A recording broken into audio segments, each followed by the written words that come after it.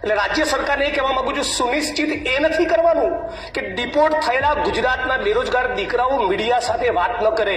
સુનિશ્ચિત એ કરવાનું છે કે ખાલી પડેલા તમામ સરકારી પદોમાં ભરતી થાય, જેથી ફરી કોઈ ગુજરાતના દીકરા દીકરી બેરોજગાર યુવક યુવતીઓએ મેક્સિકોની બોર્ડર પર છાતી પર ગોળી ખાવા માટે જવું ન પડે. આ જેટલો ચિંતાનો વિષય છે, એટલી જ મોટી ચિંતાનો વિષય છે ગુજરાતમાં મળી રહેલી નકલી કચેરીઓ.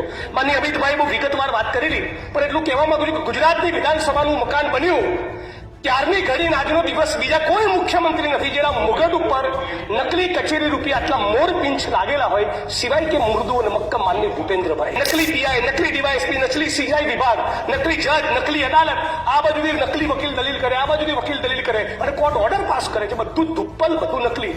દક્ષિણની ફિલ્મોમાં જે હંબક ના હોય ને એવું ગુજરાતની સરકારને તંત્રમાં ચાલી રહ્યું છે. આટલી બધી નકલી કચેરીઓ બાદ રાજ્યની સરકાર એવું કમિટમેન્ટ આપવા માંગે છે ગુજરાતની 6.5 કરોડ 7 કરોડ જનતાને કે જેટલી પણ નકલી કચેરીઓ પકડાઈ એ તમામના કસૂરવાર, એમાં નેતા હોય કે અધિકારી હોય, 1 વર્ષમાં બધાની ટ્રાયલ પૂરી કરીને બધાને સાબરમતી સેન્ટ્રલ જેલના સળિયા પાછળ ધકેલીશું. આવી કોઈ પ્રતિબદ્ધ રાજ્યની સરકારની છે? શું રાજ્યના મહામહિમ રાજ્યપાલ આ સ્પીચમાં આ વિશે એક શબ્દ બોલ્યા છે? મારી અધ્યક્ષની ચિંતાનો વિષય મહિલાઓની સુરક્ષાનો છે. આપ કદાચ એક કિસ્સો જાણતા હશો. સંતરામપુરના બોયડિયા ગામની દલિત સમાજની એક દીકરી પર 10 દિવસ સુધી જુદા જુદા ફાર્મ હાઉસમાં રેપ થયો, ગેંગરેપ. અને દીકરી પોતાના લોહીથી ભીના કપડા સાથે સંતરામપુર પોલીસ સ્ટેશનમાં જાય છે, ગેંગરેપની એફઆઈઆર કરાવે છે. અને જયારે ખબર પડે છે કે એક રાજકીય પક્ષના 3 આગેવાનોના એ ફરિયાદમાં નામ છે અને હમણાં સુધી જયારે મેસેજ પહોંચી જાય છે ત્યારે શું બને છે? એ રાજકીય પક્ષના લોકો પોતાની મહિલા વિંગની બહેનોને સંતરામપુર પોલીસ સ્ટેશન મોકલી સંતરામપુર પોલીસ સ્ટેશનમાં ગેંગરેપની દાખલ થયેલી ફરિયાદ અને દીકરીના આ પ્રકરણ સબબ જે સ્ટેશન ડાયરીમાં નોંધ કરવામાં આવી એ એફઆઈઆરનું પાનું, સ્ટેશન ડાયરીનું પાનું ફાડી નાખે છે. હા, આપણા ગુજરાતની અંદર દલિત સમાજની ગેંગરેપની પીડિતાની ફરિયાદ પોલીસ સ્ટેશનમાં ફાડી નાખવામાં આવી અને રાજ્યની સરકારે આ મુદ્દે મૌન ધારણ કર્યું. શું કર્યું સરકારે? સરકારે એવું કર્યું કે ખાતાકીય તપાસ આપી સચિન બાદશાહ નામના ડીએસપીને, અને મહાન આપણા એ આઈપીએસ અધિકારીએ શું કર્યું?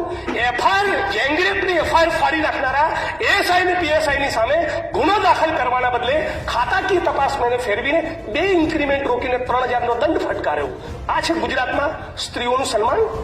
અને એટલે રાજ્ય સરકારને કહેવા માંગુ છું, માનનીય અધ્યક્ષશ્રી, રાજ્ય સરકારને એટલું કહેવા માંગુ છું કે આ વિધાનસભા 27 માર્ચના દિવસે પતે અને એનો સૂર્યાસ્ત થાય ત્યાં સુધી ભાજપના નેતા જે બળાત્કારના આરોપી છે ગજેન્દ્રસિંહ પરમાર, એની ધરપકડ કરીને બતાવે. આ ગુજરાતની સરકારને હું ચેલેન્જ આપું છું આ મંચ ઉપરથી. સામાન્ય એ માણસને બળાત્કાર કરનારો માણસ કોઈ પણ પક્ષનો હોય, સામાન્ય રાજ્યની સરકાર એની ધરપકડ નથી કરતી. આવો જ પ્રશ્ન છે ગુજરાતમાં તૂટી રહેલા ઝૂંપડા.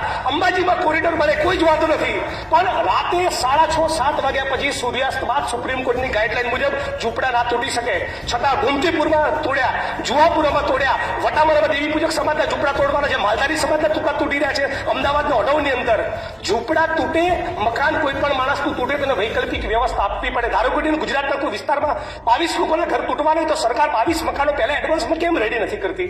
હાઈકોર્ટના સુપ્રીમ કોર્ટની ગાઈડલાઈન છે દરેકને વૈકલ્પિક વ્યવસ્થા આપવી. રાઇટ ટુ સેન્ટર એ કોન્સ્ટિટ્યુશનલી ગેરંટેડ આપણો ફંડામેન્ટલ રાઇટ છે. તો આ રાઇટ્સ ગરીબ માણસોને લાગુ નથી પડતો. રિયલ એસ્ટેટના માફિયાઓ, ઉદ્યોગપતિઓ જમીનોમાં દબાણ કરે, એ દબાણ ખુલ્લા ના થાય અને દલિત, આદિવાસી, ઓબીસી સમાજના ઝૂંપડા તોડી નાખવાના, એને બેઘર કરી નાખવાનો. આ ગુજરાત વાઇબ્રન્ટ અને સ્વર્ણિમ ના હોઈ શકે.